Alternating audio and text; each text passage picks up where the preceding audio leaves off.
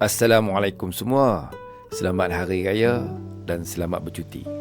Hari ni aku nak kongsikan satu benda lah berkenaan dengan perkembangan AI, di mana pembina platform AI ni sedang giat bersaing.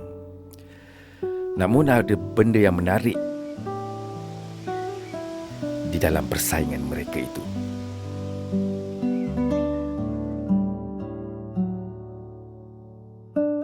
Tak mahu cakap banyak.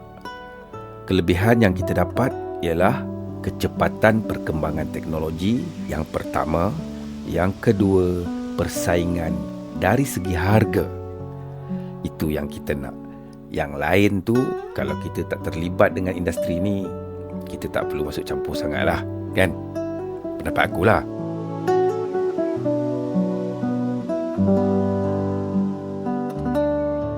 So yang terbaru aku rasa korang dah tahu dah kan, iaitu kemunculan Veo 3 memberi saingan kepada semua AI pembuat video, termasuklah yang biasa aku gunakan, Kling.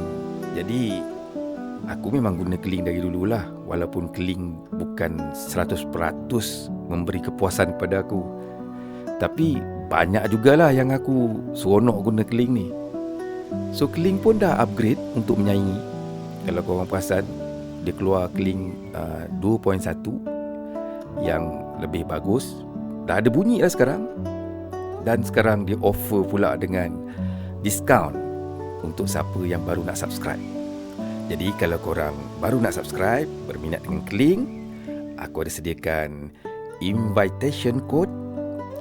Invitation code ni mengandungi diskaun 50% daripada Kling, bukan daripada aku.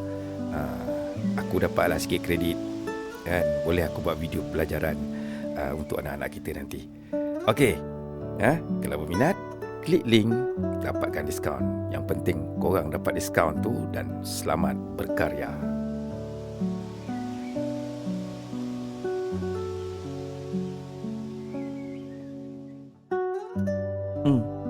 Jemput scan. Jom belajar bersama.